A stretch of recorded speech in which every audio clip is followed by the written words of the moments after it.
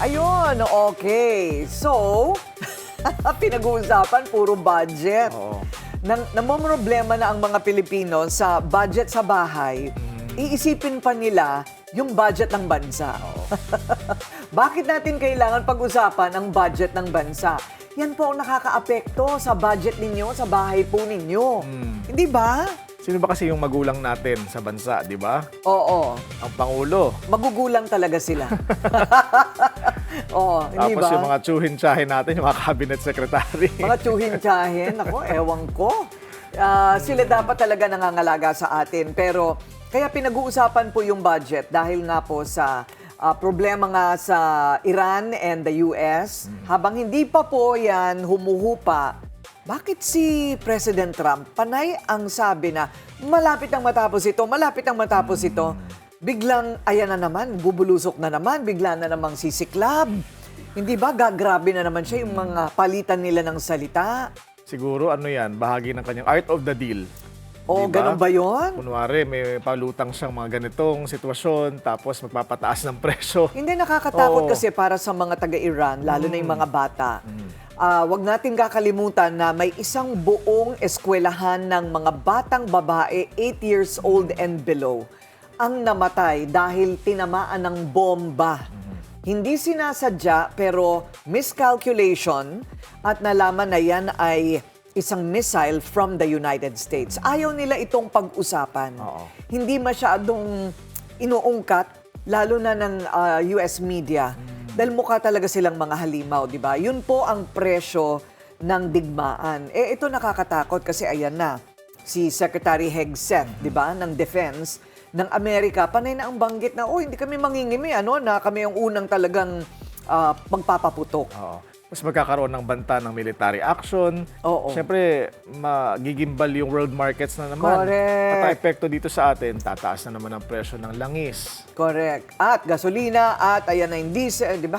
So, Sunod-sunod na. ang sinasabi po natin, medyo bumahin lang ng konti o suminok, magsinok lang po ang Amerika. Ang buong mundo na ang naapektuhan, kasama na dyan ang Pilipinas. So, yung budget po, medyo babantayan po natin. Hindi naman po tayo kailangang ganitong maghirap. Hindi po tayo ganyan ka-poor na pinalalabas nila na tayo'y mahirap na bayan. Ang dami pala nating pera. Yes. Oo, kaya yung ating word of the day. Ano ba yan? Kasama na dyan ang, yan ba yung word of the day natin? Hindi ba iba yan kanina? Oo. Oo. So, Kasi ito sa yung... budget, halimbawa, Corina, kailangan nandyan din yung sapat na subsidiya, di ba? Kapag may mga ganitong krisis. Oo, tama, Oo. tama. Kasi... Ayuda. Kasi yung ayuda na binibigay sa mga tao, pwede namang ibigay yan, pero hindi ba ang kwento sa atin, ang kwento sa atin ng mga nakakaalam ay ito ay nangyayari sa mga third world countries at lalo lang silang nababaon. Kasi nga ang tao hindi natututong mamingwit ng isda, panay bigay lang ng isda sa kanila. Oo. Ayun, yun ang problema, hindi ba? Saka dapat temporary lang itong pantawid. At yun nga, may kondisyon, hindi ba? Oo. Samantala, itong impeachment trial natin, dyan natin nakikita kung saan napupunta yung iba nating pinaghihirapang pera. Ngayon, nalalaman na natin ang merong confidential funds. Ngayon, nalalaman natin na merong, ano pa ba yun? LGFS, SF, LGSF, yes, support merong, fund. ano pa yung isa? MOOE. Yes. Oo. Na kailangan may notice of disallowance kapag Oo. hindi naliliquidate ng tama. Biro ninyo, 5 milyong piso kada buwan sa bawat congressman. At yan ay, ewan ko lang, naliliquidate ba yan ng Commission on Audit?